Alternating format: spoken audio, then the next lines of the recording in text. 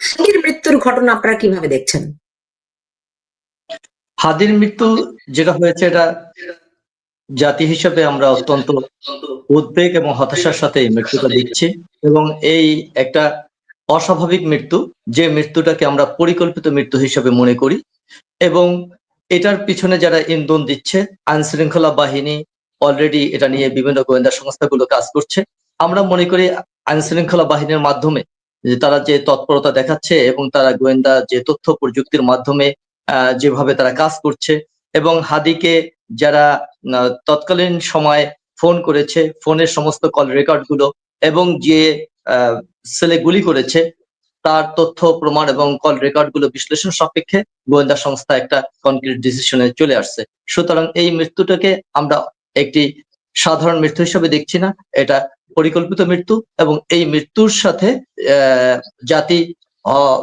জাতি উদ্বেগ এবং হতাশার মাধ্যমেই দেখতে চাচ্ছে এর পরবর্তী পরিকল্পনায় তারা কি নিচ্ছে এবং কি ধরনের পদক্ষেপ গ্রহণ করা হচ্ছে। তবে ইতিমধ্যে বিএনপিকে আমরা দেখেছি সার্বিকভাবে তারা অত্যন্ত সচেতন এবং কঠোরভাবে এই প্রতিক্রিয়াগুলোকে দেখিয়েছে, এবং তাদেরকে ব্লেম করবার জন্য যে ধরনের ব্লেম গেম খেলা হয়েছে সেগুলো ব্লেম গেম হিসাবেই পরিণত হয়েছে, এবং যারা এই কার্যসিদ্ধি সম্পাদন করেছে তারা আসলে সফল হয়নি বলে আমরা মনে করি। শেখ ফরিদ, আপনি কিভাবে, কোন চোখে দেখছেন হাদির মৃত্যু রাজনীতিতে কোন ধরনের টার্নিং পয়েন্ট নিয়ে আসতে পারে? নিঃসন্দেহে হাদির মৃত্যু বাংলাদেশের রাজনীতিতে অবশ্যই একটা পরিস্থিতি, এমন একটা পরিস্থিতি সৃষ্টি করেছে যা আলোচনা সমালোচনা দুটোরই যোগ্য। এমনকি এই হত্যাটা যে আমরা শুনেছি ইতিমধ্যে সে মারা গেছে, এরকম আমরা নিউজ পেয়েছি। এটা অবশ্যই ষড়যন্ত্র, কোনো সন্দেহ নাই। যখন মির্জা আব্বাস সাহেবের বিরুদ্ধে অভিযোগ করলো তখন আমি পোস্ট দিয়েছিলাম মির্জা আব্বাস তাকে কেন মারতে যাবে। আমরা এও দেখেছি, আমরা এও শুনেছিলাম আসলে জামাত বা শিবিরের তাদের যে, আমি বারবার বলে থাকি সাপের 2 মুখ জামাতের 20 মুখ, তাদের বিভিন্ন মুখ বিভিন্ন জায়গায় থাকে। তারা তখন কিন্তু মির্জা আব্বাস সাহেবের উপরে বা বিএনপিতে কাঁধে দায় চাপিয়ে একটা মব সন্ত্রাস করতে চেয়েছিল, তারা ব্যর্থ হয়েছে। তারা ব্যর্থ হয়ে তখন বলেছে এটা আওয়ামী লীগ করেছে, তারপরেও যখন এটা কাজ করলো না তখন বললো করেছে। এখন শুধু নেটো বাহিনীর কথাটা বলা বাদ রেখেছে বা ইসরায়েলের কথা বলা বাদ রেখেছে। আমরা বিতর্কে যেতে চাই না, আমরা যে কোনো হত্যার নিন্দা জানাই, যে কোনো আইন শৃঙ্খলার নিরাপত্তার জনিত ঘটনার যে কোনো ঘটনা আমরা আমাদের প্রতিপক্ষ হোক আমরা সেটা অবশ্যই নিন্দা জানাবো। আমরা যে কোনো হত্যা, আইন শৃঙ্খলা বাহিনীর যে ব্যর্থতা সেখানে কিন্তু স্পষ্ট। একটা খুনি বারবার বলতেছে, কেউ তো বলতেছে ভিডিও, মনে হয় যে ক্যামেরা নিয়ে তার পিছে আছে, সে নাকি ভারত চলে গেছে, সেই জন্য তারা ভারতকে দোষল। তো ভারতে তো ইলিয়াসও পালিয়ে গিয়েছিল, ভারতে তো পিনাকি ভট্ট পালিয়ে গিয়েছিল, যাকে আমি আদর করে প্যানিক ভট্ট বলি। বাংলাদেশে প্রায় 165 জন শিশু হত্যাকারী, তার শিশু হত্যার মামলা যার বিরুদ্ধে আছে বা যিনি দায়ী তাকেও তো পালিয়ে, এক হত্যাকারী যদি পালিয়ে গিয়ে থাকলে যদি ভারতকে দায়ী করা যায়, তাহলে পিনাকি ভট্ট লাইভ ভিডিও করেছে কিভাবে তিনি ভারতে পালিয়ে গেছেন। তো তার জন্য তো ভারতকে আমরা তখন দায়ী করতে দেখি না, বা এখনো কাউকে দায়ী করতে দেখি না। এটা বোঝা যায় যে বাংলাদেশের যে কোনো অপরাধ, মানবতা, এগুলো যদি সিলেক্টিভ হয় তাহলে সমস্যা। মানবতা সবার জন্য এক হতে হবে, সেটা সুলতানা রহমানের জন্য যা, হাফিজ আল আসাদের জন্য যা, আমি শেখ ফরিদের জন্য তাই হওয়া উচিত। রাজনৈতিক মতভেদ, রাজনৈতিক বিরোধিতা থাকতে পারে, গণতন্ত্র এটা স্বাভাবিক। গণতন্ত্রের সৌন্দর্য কি, আমরা 3 জন যদি একই দল করি, আমরা 3 জন যদি একই ভাষায় কথা বলি, আমরা 3 জন যদি একই বিষয়টাকে একই রং বলি, তাহলে সেটা গণতন্ত্র কোথায় থাকলো? হয় সেটা একনায়কতন্ত্র, আর তা না হয়তো এটা স্বৈরাচারী, অথবা সেটা রাজতন্ত্র, মাঝখানে জায়গা নাই। গণতন্ত্রের সৌন্দর্য হচ্ছে ডাইভার্সিটি। সেখানে আসাদ সাহেব আমার নীতির সমালোচনা করবেন, আমি আসাদ সাহেবের সমালোচনা করব, আপনি as a journalist, as a editor আপনি আমাদেরকে প্রশ্নবাণে জর্জরিত করবেন, এটাই স্বাভাবিক। আপনি আমাকেও কাঠগড়ায় দাঁড় করাবেন, তাকেও কাঠগড়ায় দাঁড়া করবেন, যাতে কিন্তু আমাদের 3 জনের উদ্দেশ্য থাকবে জনকল্যাণ, দেশের কল্যাণ। কিন্তু আমরা সেখানে তা দেখতেছি না। এখানে মানবতা সিলেক্টিভ, আইন সিলেক্টিভ, এখানে রাজনৈতিক অধিকারকে সিলেক্টিভ করা হয়েছে। এটা ঠিক না, এইভাবে একটা দেশ চলতে পারে না। তবে হাদির এই ঘটনা বাংলাদেশে একটা নতুন পয়েন্ট বা নতুন টার্ন নিচ্ছে বা নিয়েছে, এতে কোনো সন্দেহ নেই। হাফিজুল আসাদ কি কোন টার্নে যেতে পারে এখন? এখন আমরা দেখছি যে তারেক রহমান আগামী 25শে ডিসেম্বর বাংলাদেশে ফিরছেন। আমি মনে করি তারেক রহমান আসলে কোনো ব্যক্তি হিসাবে ফিরছেন না, তিনি ফিরছেন একটি রাজনৈতিক মেরুকরণের প্রতীক হয়ে, যেখানে রাজনীতির বদলে গণতন্ত্র বনাম কর্তৃত্ববাদ মূল বিভাজন। আগে তারেক রহমানকে দেখা হতো একটি দলের উত্তরাধিকার হিসাবে, এখন আমি মনে করি তিনি নিজেকে উপস্থাপন করতে পেরেছেন একটি রাজনৈতিক কাঠামোর প্রতীক হিসেবে। তিনি এখন শুধু বিএনপির নেতা নন, তিনি নিজেকে একটি গণতান্ত্রিক ট্রানজিশনের ফিগার হিসেবে দাঁড় করাতে পেরেছেন নিজেকে।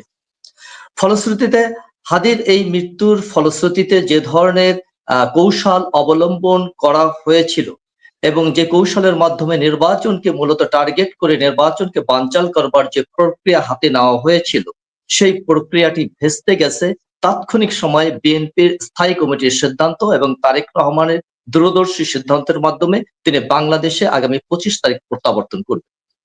সুতরাং এটার টার্নিং পয়েন্ট এটাই যে আমরা মনে করি হাদির মৃত্যুর মাধ্যমে হাদি আমাদেরকে দেখিয়ে গেছে, তিনি একটা পথ তৈরি করে গেছেন যে তার আত্মহতি দিয়ে, তার মৃত্যু দিয়ে যে এদেশে গণতান্ত্রিক ধারায় অব্যাহত রাখতে হবে এবং সেই গণতান্ত্রিক প্রক্রিয়ার মাধ্যমেই তারেক রহমান দেশে ফিরছেন এবং যে কোনো মূল্যে তারা নির্বাচন প্রক্রিয়াকে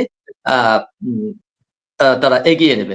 এবং আগে যেমন সরকার বরাবর বিএনপিকে রাষ্ট্রবিরোধী একটি ফ্রেমে উপস্থাপন করেছেন, তারেক রহমান এবার সেই ফ্রেমটা ভেঙে দিচ্ছেন বলে আমি মনে করি। রাষ্ট্র ঠিক আছে, সমস্যা ক্ষমতার কেন্দ্রীকরণে, এই যে বিষয়টি সেটা তারেক রহমান উপলব্ধি করেছেন এবং তারেক রহমানের নতুন মেরুকরণ হলো রাষ্ট্র বনাম সরকার নয়, বরং জনগণ বনাম কর্তৃত্ববাদ।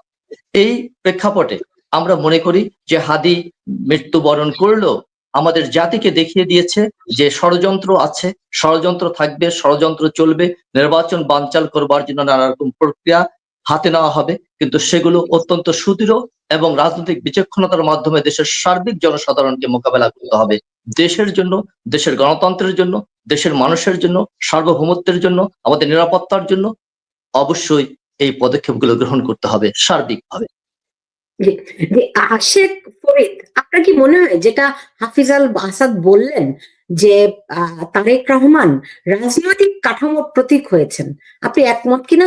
আরেকটি প্রশ্ন রাখছি আপনাকে, যেদিন হাদি গুলিবিদ্ধ হলেন তার পরপরই একদম অনেকটা তাৎক্ষণিক ভাবে মির্জা ফখরুল ইসলাম আলমগীর ঘোষণা দিলেন যে 25শে ডিসেম্বর তারেক রহমান ফিরবেন। সম্পর্ক আছে? আপনি আনমিউট করেন।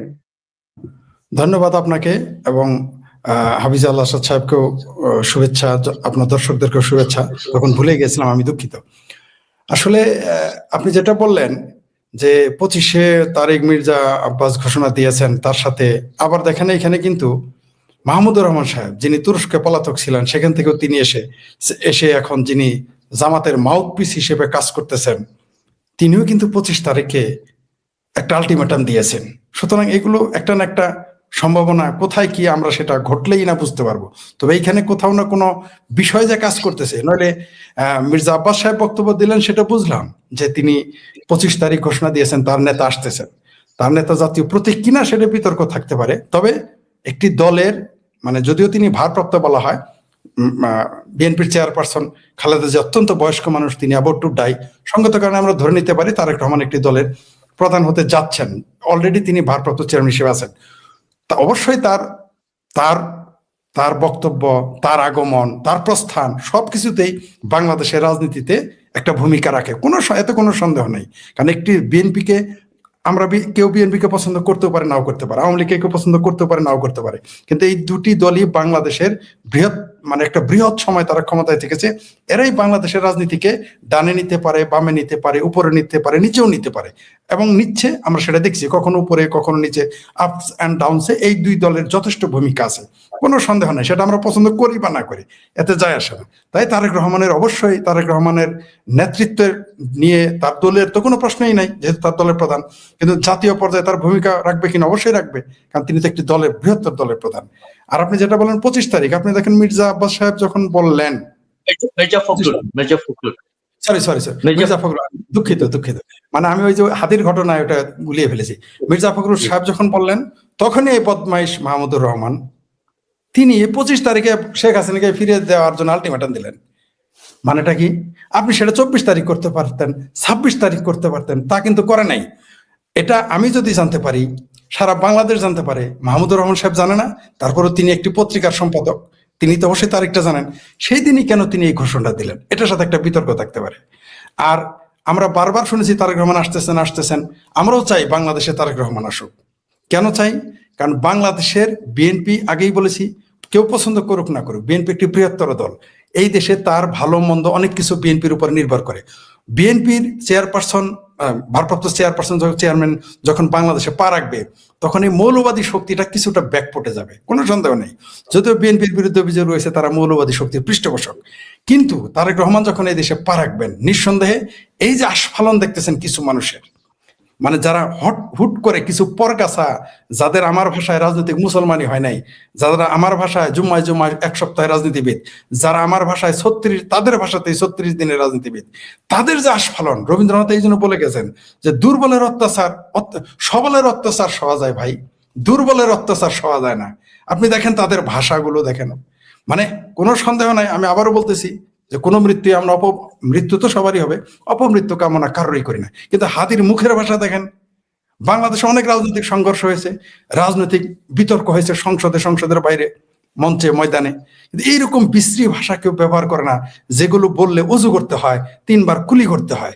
এটা কোনো বিশ্ববিদ্যালয়ের ছাত্র ভাষা হতে পারে না, এটা কোনো রাজনৈতিক নেতার ভাষা হতে পারে না। ধরে না আমার সাথে এখন হাফিজ আল আসাদ সাহেবের সাথে বিতর্ক শুরু হয়ে গেল, ধরে নেন কোনো প্রসঙ্গে, একেবারে মনে করেন আমি 180 ডিগ্রি উল্টো, বা আমার মতে তিনি 180 ডিগ্রি, কিন্তু আমরা তো এমন ভাষা প্রয়োগ করব না যেটা রাজনীতি, কূটনীতি, রাষ্ট্রনীতি, মানে এগুলোর বাইরে চলে যায়। এটা তো হতে পারে না, এটা কি হয়? হতে পারে না। কিন্তু আমরা সেটা এই বাংলাদেশে এগুলো দেখেছি, এমন বৃষ্টি ভাষা ব্যবহার করতে দেখেছি। বিএনপির চেয়ারপারসনের উপদেষ্টার বাসার সামনে একটা নারী হয়ে তরুণী, সে কি বৃষ্টি ভাষা প্রয়োগ করেছে।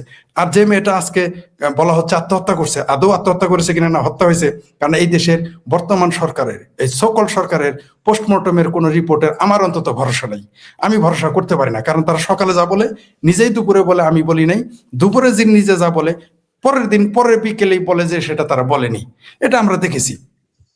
তাদের পোস্টমর্টম রিপোর্টের কোনো ভরসা নাই। কিন্তু এই যে অকাল মৃত্যুটা আমরা চাই না, কিন্তু আপনি দেখেন ভাষাগুলো তারা কি ব্যবহার করেছে। ওই মেয়েটা এমন ভাষা ব্যবহার করেছে যেগুলো মুখে উচ্চারণ করা যায় না, একটা নারী হয়ে সেগুলো বলেছে। কার সামনে? বিএনপির চেয়ারপারসনের উপদেষ্টার বাসার সামনে। আর যে মেয়েটা আজকে আত্মহত্যা করলো বা তাকে মেরে ফেলা হয়েছে, যাই হোক না ঘটনা, একটা মানুষের মৃত্যু, সেটা সে একজন বয়স্ক নারীকে যেভাবে পেটালো, এটা তো হতে পারে না। এমনকি শুধু এটা পেটাই নাই, সেই নারীকে, তার অপরাধ কি, তিনি 35 নম্বরে গিয়েছেন, এটাই তার অপরাধ, তাকে পেটালো। সে পেটানোর পরে এই ইউনূস সরকার কি করলো? সেই নারীটিকে জেলে পাঠিয়ে দিল, জেলে পাঠিয়ে দিয়ে হাজতে পাঠালো, হাজতে পাঠাই ক্ষান্ত হলো না, তাকে হত্যা মামলার আসামি বানালো। আপনি ভাবতে পারেন বিষয়টা? এই মেয়েটার মৃত্যু, অপমৃত্যু যেমন দুঃখজনক, হাদির মৃত্যু যেমন দুঃখজনক, তেমনি এটাও কিন্তু তার সাথে বেশি বেদনাদায়ক। কারণ মৃত্যু একবারই হবে, কিন্তু আপনি যে দৃষ্টান্ত স্থাপন করলেন, এটা তো ঠিক না। আপনি যে মানুষটা ওখানে গেছে, আপনি তাকে তাড়িয়ে দেন, ওকে, তাকে অপমান করেছেন, পিটিয়েছেন, বের করে দেন, আবার তাকে জেলে নিলেন, নিয়ে আবার হত্যা মামলা দিলেন, এটা তো হাস্যকর। এগুলো মন্দ দৃষ্টান্ত এই সরকার উপস্থাপন করতেছে।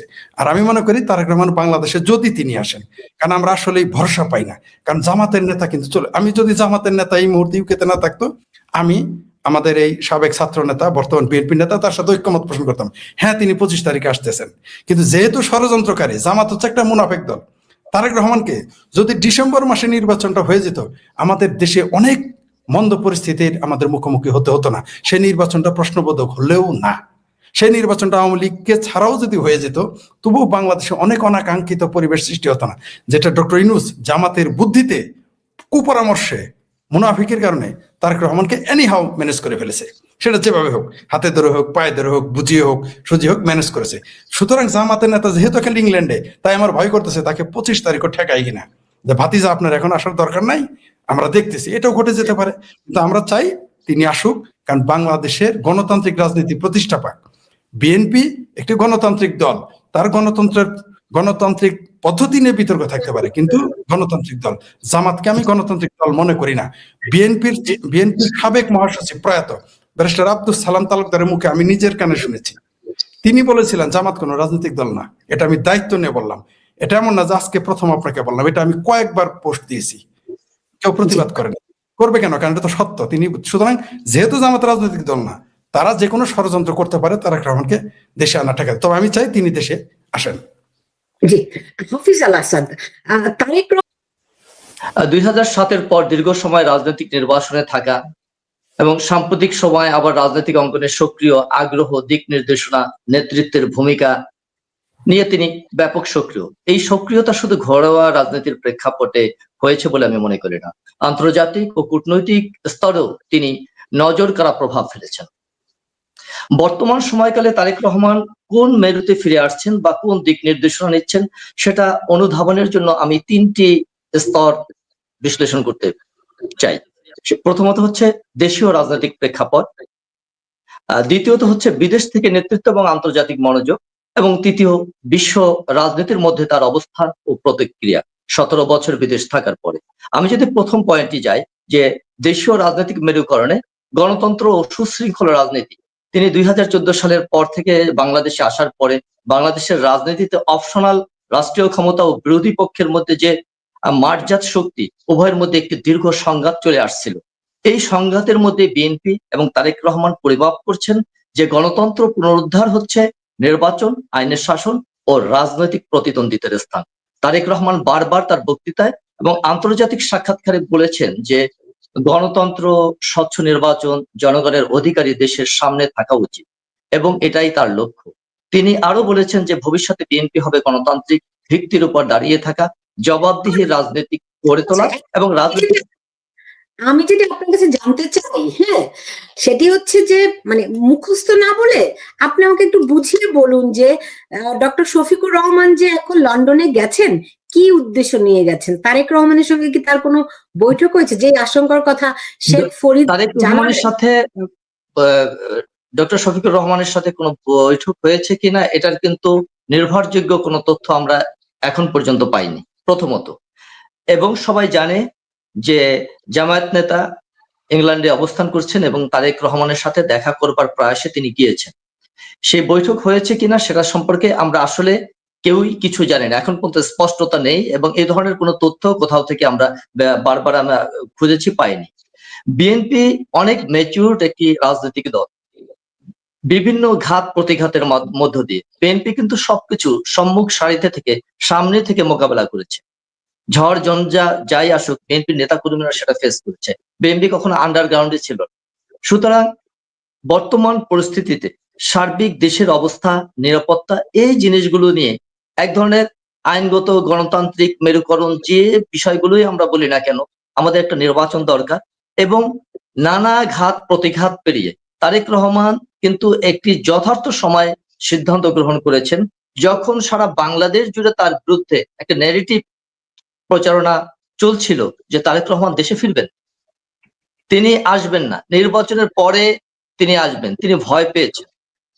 এমনতর একটি মব এবং এমনতর একটি মিথ্যা প্রচারণা যখন সারা দেশ জুড়ে চলছিল, তখন হঠাৎ করে হাদি যেদিন গুলিবিদ্ধ হলেন, সেদিনই বিএনপির মহাসচিব মির্জা ফখরুল ইসলাম আলমগীর সংবাদ সম্মেলনের মাধ্যমে এটা ঘোষণা করলেন।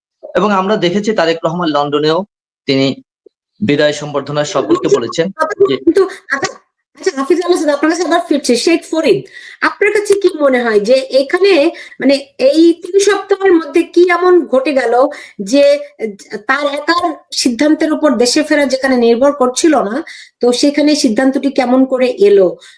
তারেক মির্জা ফখরুল ইসলাম আলমগীর হাদি গুলিবিদ্ধ হওয়ার সঙ্গে সঙ্গে ঘোষণা করলেন তারেক রহমান 25শে ডিসেম্বর ফিরবেন। ওইদিকে মাহমুদুর রহমান তার পরের দিন ঘোষণা করলেন যে মানে এগুলোর থেকে যোগসূত্র কোথাও না কোথাও আছে বলে মনে হয়, নাকি ভিন্ন?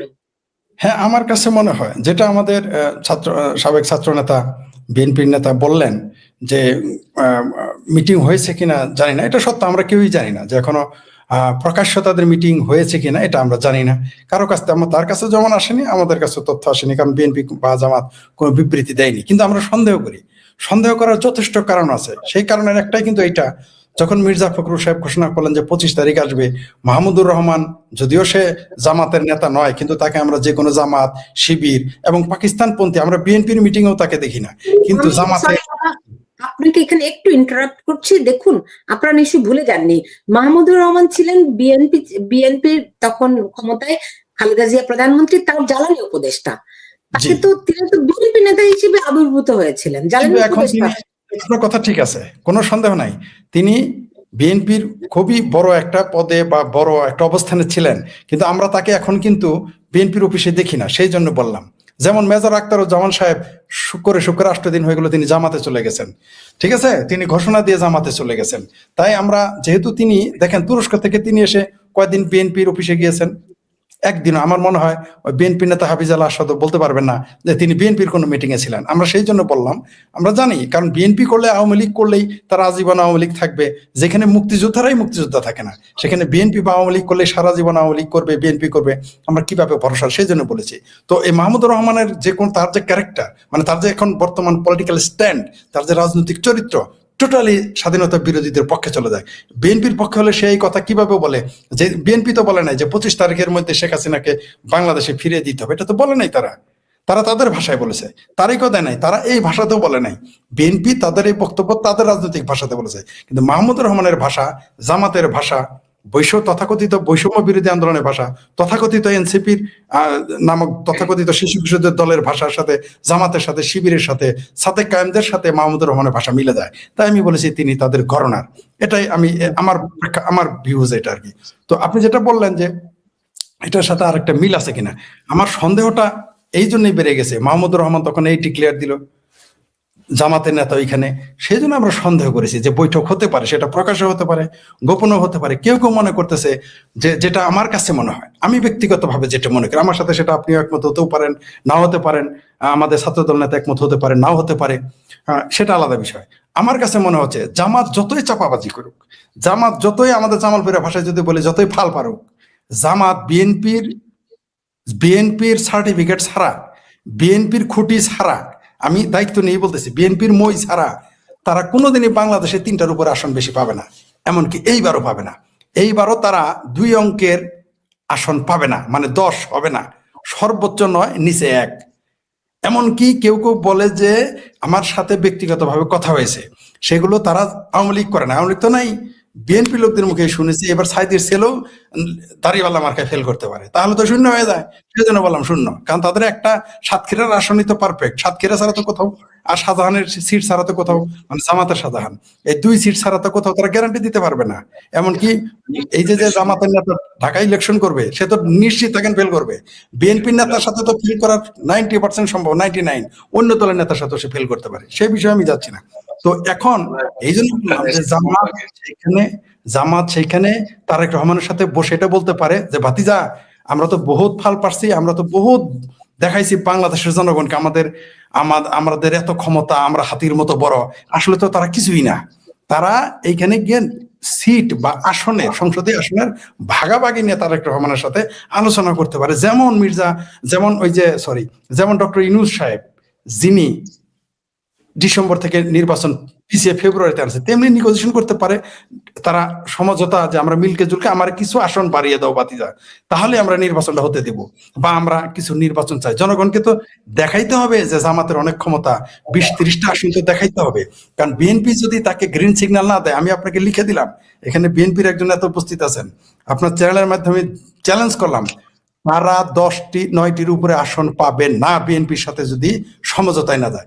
আমার ধারণা সমঝোতা করার জন্য সেখানে গিয়েছে, তাছাড়া কোনো কারণে সেখানে এই মুহূর্তে তারা ইংল্যান্ডে যাওয়ার কথা না। যদি তারা মধ্যপ্রাচ্যে যাইতো বুঝতাম যে জাকাতের টাকা আনতে গেছে, কারণ জামাতের নেতা বলেছে যে বাংলাদেশকে তারা জাকাতের টাকা এনে দিবে। এর চাইতে হাস্যকর আর নিকৃষ্ট কথা, এর চাইতে আর শিশু সুলভ এবং বিভ্রান্তিকর বক্তব্য, জাতির জন্য কলঙ্কজনক শব্দ বাংলাদেশের কোন নেতা আজ পর্যন্ত বোধহয় ব্যবহার করে নাই, যে আমাদের মধ্যপ্রাচ্য থেকে জাকাত এনে খাওয়াবে, এরকম একটা। প্রধান উপদেষ্টা জাতির উদ্দেশ্যে ভাষণ দিচ্ছেন, আমি একটু শুনে আসি, উনি হঠাৎ করে জাতির উদ্দেশ্যে ভাষণ দিচ্ছেন, কি বলছেন? দর্শকরা অনেকে অনেক রকম প্রশ্ন করছেন যে উনি কোন যুদ্ধে শহীদ হয়েছেন, এরকম। শেখ ফরিদ, কি বুঝলেন প্রধান উপদেষ্টার ভাষণে? দেশে তিনি আইন শৃঙ্খলা রক্ষায় বদ্ধপরিকর। দেশে গত 17 মাসে যে পরিমাণ মানুষকে, এই গতকাল একজনকে পিটিয়ে হত্যা করা হয়েছে। একটু আগে আমি খবর দেখছি যে খুলনায় ডুমুরিয়া প্রেস ক্লাবের সভাপতিকে গুলি করে হত্যা করা হয়েছে। তো প্রতিদিনই তো এরকম হত্যাকাণ্ডের শিকার হচ্ছেন। কোন অপরাধীকে তারা ধরতে পেরেছে? কোন, আর হাদি মানে তার আদর্শ কি আসলে, সেটা কি আমরা জানি? হাদিকে তো আমরা 5 তারিখেও দেখি নাই, হাদিকে তো আমরা 10 তারিখেও দেখি নাই। হাদিকে ডক্টর ইউনূস এখন আসলে একটা মানুষ মারা গেছে, তো তাকে নিয়ে আর যেহেতু মরে গেছে তাকে নিয়ে আর আলোচনা, মৃত মানুষকে নিয়ে ইসলামের পরিভাষায় তাকে নিয়ে সমালোচনা করা খারাপ একটা জিনিস, মন্দ জিনিস। এটা আমি বেশি কিছু বলতে চাই না তার ব্যাপারে। আমি ডক্টর ইউনূসকে নিয়ে কিছু বলতে চাই, তিনি জীবিত তো। শোনেন, মানে নাই দেশে হইলো বুটকালাই সন্দেশ, আমাদের জামালপুরের ভাষায় বলে। প্রতিদিন 11টা খুন, 40টা 45টা লাশ পানিতে ভাসে। ডক্টর ইউনূসের সেই দিকে চিন্তা নাই। হাদির জন্য শোক দিবস পালন করে, মানে ইয়ার্কির একটা মাত্রা থাকা উচিত। যখন মুক্তিযোদ্ধাদের গলায় জুতার মালা, যখন মুক্তিযোদ্ধাদের সেলুট দেওয়া হয় না, রাষ্ট্রীয় যে সংবর্ধনা দেওয়া হয় না, যখন যা ইচ্ছা তাই করতেছে, শত শত না হাজার মানুষ মারতেছে, ওইদিকে তার হিসাবই নাই। ওই হাদির জন্য শোক দিবস পালন করতেছে। আমরা তার মৃত্যুতে শোক পালন করুক, কোনো সমস্যা নাই। আপনি জাতীয় শোক দিবস, সে কে? জাতির জন্য তার কি অবদান আছে? কি অবদান আছে এখানে আমি জানতে চাই। এই যে এখানে একজন ছাত্র নেতা আছেন, তার বয়সে তার জীবনে জাতিকে ছাত্র নেতা হিসেবে বর্তমানে যেটুকু দিয়েছেন, তার 100 ভাগের 1 ভাগ হাদির অবদান আছে কিনা? এখন যদি বলে হাদিকে মেরে ফেলার কারণে তাদের বিরাট সুবিধা হয়েছে, তাইলে তার জন্য বিরাট অবদান দিয়েছে। এটা বলতে বাধ্য হলাম এই কারণে, যেহেতু শোক দিবস ঘোষণা করেছে। আপনি তার মৃত্যু নিয়ে, আমি তাকে নিয়ে, হাদিকে নিয়ে আমি একটা শব্দ উচ্চারণ করতে চাই না। তাকে নিয়ে বহু সমালোচনা করা যেতে পারে, কিন্তু আমি এই মুহূর্তে করতে চাই না, যেহেতু লোকটা মারা গেছে। আবার বলতেছি, কিন্তু এই যে বদমাইশি, এটা একটা, এটা আমি কে কি বলবেন, এটা যার যার ব্যক্তিগত মত, কোনো সমস্যা নাই। হাদির এমন কোনো যোগ্যতা নাই, হাদির এমন কোনো জাতীয় অবদান রাখে নাই যে তার জন্য শোক দিবস পালন করতে হবে। এই অবদান সে যোগ্য, সে না। একটা রাষ্ট্রের শোক দিবস ইয়ার কিনা, যেখানে আপনি বঙ্গবন্ধুর মৃত্যু দিবসকে জাতীয় শোক দিবস আপনি বাতিল করে দিলেন, যেখানে নৃশংসভাবে জাতির, যিনি জাতির জনক মানুক না মানুক, কিন্তু জাতীয় নেতা মানতে তো বঙ্গবন্ধুর অসুবিধা নাই কারণ বঙ্গবন্ধুর জাতির নেতা মানলে নাকি ইমান চলে যায়, কিন্তু বাবায় কম জিন্নাকে মানলে ইমান যায় না, ইমান যায় কেবল শেখ মুজিবকে জাতির জনক মানলে। সেই প্রসঙ্গে না গেলাম, তাদের সে 14 তারিখের দিন জাতীয় শোক দিবস বাতিল করা হইলো, আর হাদির জন্য শোক দিবস ঘোষণা করা হইলো আগামীকাল। এগুলো হচ্ছে ফাত্রামি, এগুলো আরো হেয় করা, হাদির মৃত্যুকে আরো বিতর্কিত করা। এটা না করে অন্যভাবেও শোক প্রকাশ করা যেত, আরো মানুষ, সেটা আমরাও এই বিতর্ক করার সুযোগ পেতাম না, আমরাও সেখানে সহমত পোষণ করতাম, সংহতি প্রকাশ করতে বাধ্য হতাম। কিন্তু ডক্টর ইউনূসের বক্তব্য শুনলাম তো, এগুলো শিশু সুলভ বক্তব্য। এগুলো হচ্ছে, এটা একটা, এই বক্তব্যটা একেবারেই থার্ড ক্লাস। এটা তার যে উপদেষ্টা, তার উপদেষ্টাকে আমি জানি না, তাকে এগুলো কে স্ক্রিপ্ট লিখে দেয় আমি জানি না।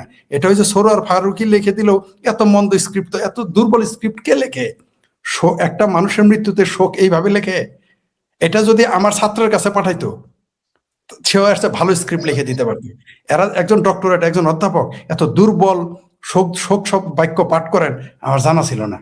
মানে আমি আবারও বললাম, যে কোনো মৃত্যু তার চোখের সামনে দিনের বেলা প্রকাশ্য গুলি করে পালিয়ে গেল, এখানে স্বরাষ্ট্র উপদেষ্টা, আমি তো উপদেষ্টা বলি না, এলো অপদেষ্টা, তাদের এই দায়ভার কে নিবে? ডক্টর ইউনূসকে দায়ভার নিতে হবে, আইন উপদেষ্টাকে দায়ভার নিতে হবে, এই দায়ভার নিতে হবে স্বরাষ্ট্র উপদেষ্টাকে।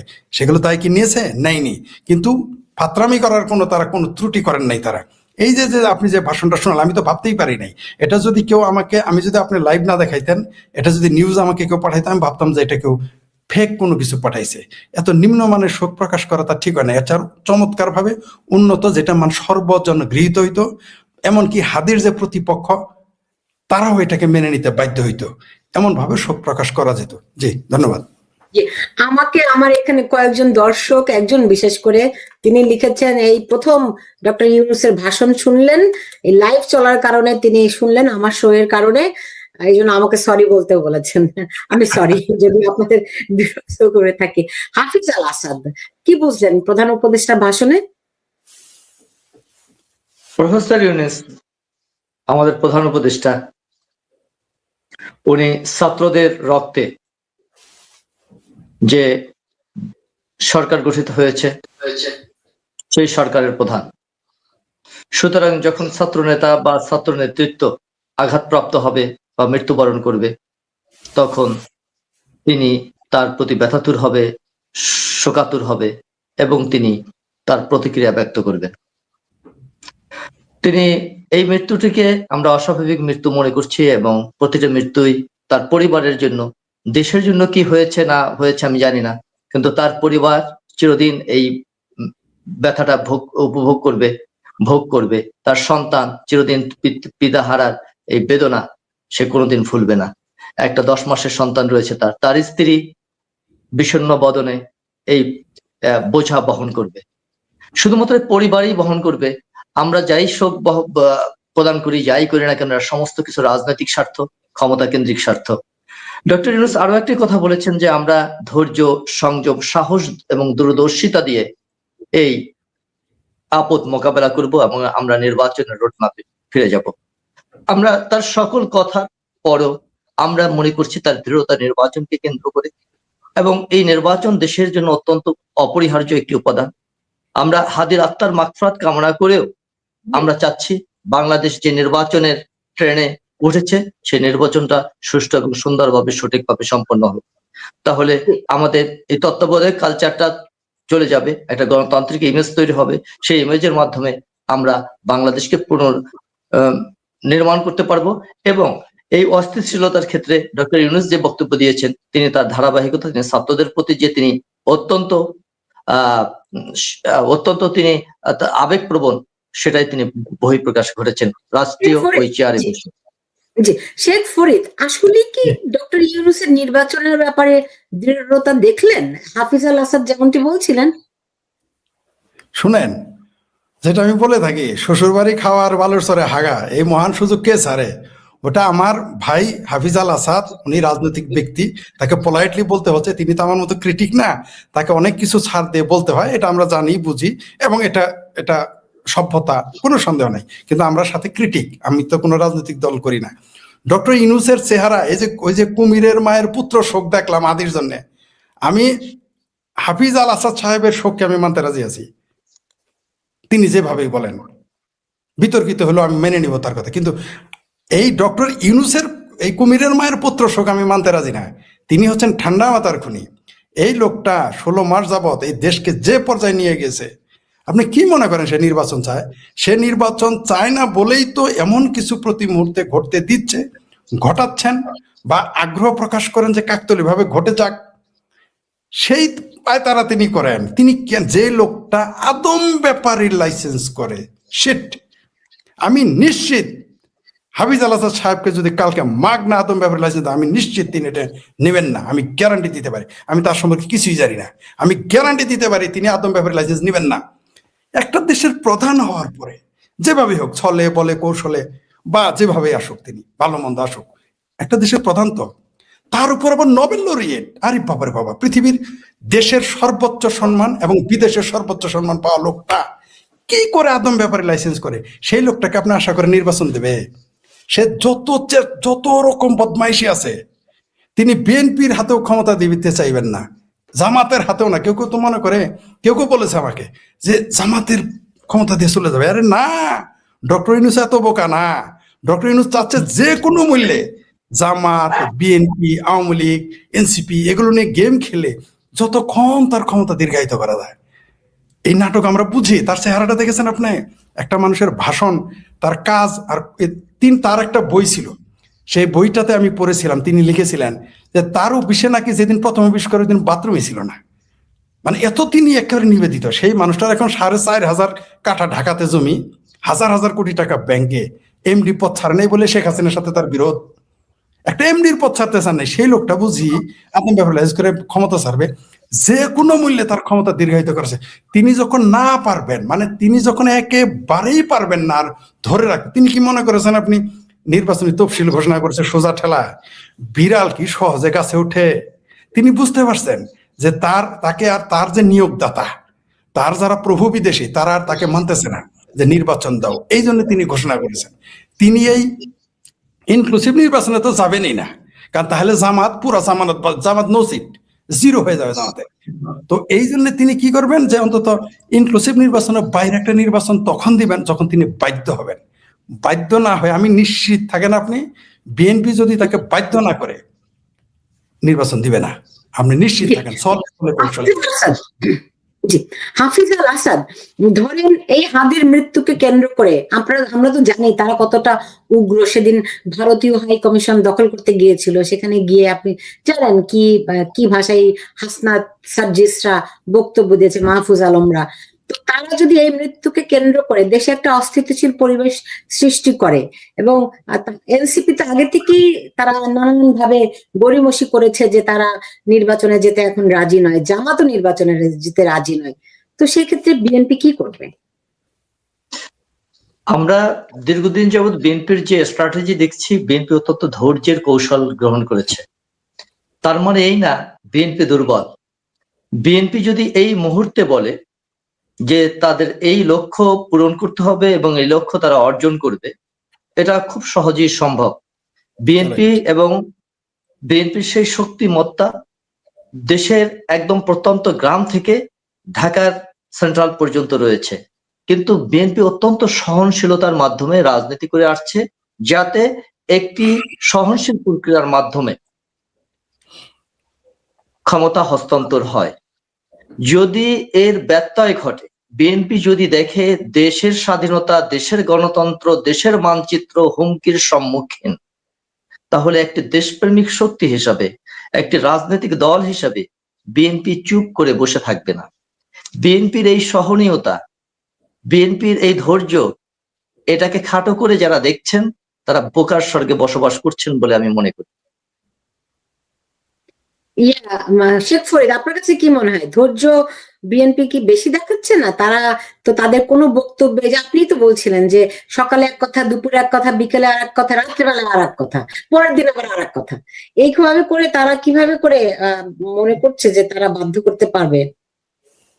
না, বিএনপির বাধ্য করার ক্ষমতা আছে, এটা আমি হাফিজ আল হাসানের সাথে একমত।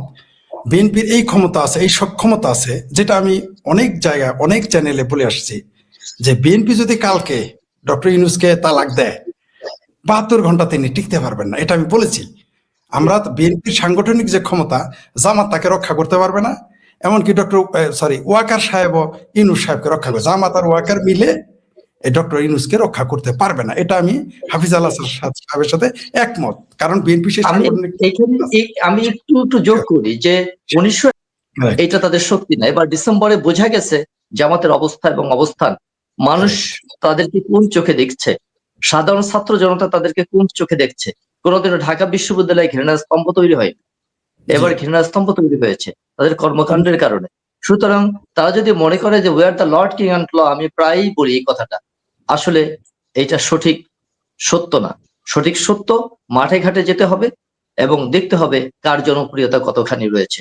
এবং আমি আরো বলছি, আগামীকালকে যদি বিএনপি ডাক দেয়, আমার দেশকে যে কোনো ধরনের অপরাজনীতি, অপকৃষ্টির বিরুদ্ধে আমাদের সাধারণ জনগণকে দাঁড়াতে হবে এবং রুখে দিতে হবে এবং গণতন্ত্র আনয়ন করতে হবে। এই রাজপথে দেশের 80% লোক স্বতঃস্ফূর্ত ভাবে অংশগ্রহণ করবে। এখানে দল মত নির্বিশেষে তারা চলে আসবে। এখানে কেউ ভাববে না আমি ওই পক্ষের, আমি ওই পক্ষের, সবাই বাংলাদেশের পক্ষ হয়ে এগিয়ে চলবে। সুতরাং বিএনপির ভীত হওয়ার কিছু নেই এই মুহূর্তে। আমি শেষ করবো, শেখ ফরিদ যদি শেষ কিছু বলতেন। হ্যাঁ, আমি যেটা বলতেছিলাম মাঝখানে, আমি আপনার সাথে এই বিষয়ে একমত। আপনি যেটা বলেছেন পার্সেন্টেজ নিয়ে আমার দ্বিমত থাকতে পারে 80 জায়গায়, কিন্তু আমি নিশ্চিত দেশের স্বার্থে যদি বিএনপি ডাক দেয়, অবশ্যই স্বাধীনতা বিরোধীর বিপক্ষে ডাক দিলে দলমত নির্বিশেষে আপনাদের ডাকেও আসবে, কোনো সন্দেহ না। আমি আপনার সাথে ঐক্যমত পোষণ করি। এবং এও সঠিক যে এত তারা দুর্দণ্ড প্রতাপ, তারা ঢাকা বিশ্ববিদ্যালয় নীলক্ষেতের ছাপ্পা ভিপি বানিয়ে নিল, তারপরেও সেখানে ঘৃণায় স্তম্ভ থাকলো। আমরা দেখলাম স্বতঃস্ফূর্তভাবে, কেউ ডাকেনি, সাধারণ মানুষ সেখানে জুতাদের ঢেলালো, আমরা দেখলাম। এমনকি চিটাগাং, যেটা তাদের ঘাঁটি, সেখানে আমরা ছাত্রদলকে দেখেছি গেটে তালা মারতে দেখলাম, যখন তারা বললো যে বুদ্ধিজীবী দিবস নিয়ে যখন বিতর্কিত মন্তব্য করলো। আমরা এও দেখেছি যে ছাত্রদল দলের নেতৃত্বে অনেকে গিয়ে গেটে তালা দিয়েছে। এটা কোনো সন্দেহ নাই যে এটা জামাতের জন্য বা স্বাধীনতা বিরোধীর জন্য বিরাট একটা চ্যালেঞ্জ, কোনো সন্দেহ নেই। যেটা বলতেছিলাম যে বিএনপি অবশ্যই যদি তাকে তালাক দেয়, আমি তো বলছি সরকারই টিকবে না। আপনি তো ওটা বলেছেন, আমি তো বলে দিয়েছি, এবং এটা এখন না যে এখন বললাম, আমি বারবার বলেছি বিএনপি কালকে তালাক দিবে জামাতকে, ইউনূসকে, 72 ঘন্টায় সরকার পড়ে যাবে, সেটা কোনো কারণ ছাড়াই, মানে কোনো কারণ লাগবে না। আপনি তো তাও বলছেন যে স্বাধীনতার পক্ষে ডাক দিবে, এটা আমি বলছি কোনো কারণ ছাড়াই সরকার পড়ে যাবে। কিন্তু এই সরকার যা করতেছে, এটা এইভাবে একটা দেশ চলতে পারে না। এই দেশ জনগণের, এই দেশ বাংলাদেশের সাধারণ মানুষের গণতান্ত্রিক রাষ্ট্র, জনগণ এই দেশের মালিক। আমি চাইবো, আমি ব্যক্তিগতভাবে চাই, এবং রাষ্ট্রবিজ্ঞান তাই বলে, গণতন্ত্র এটাই বলে, জনগণের দ্বারা নির্বাচিত সরকার ক্ষমতায় আসুক। আমি কোনো অবস্থাতেই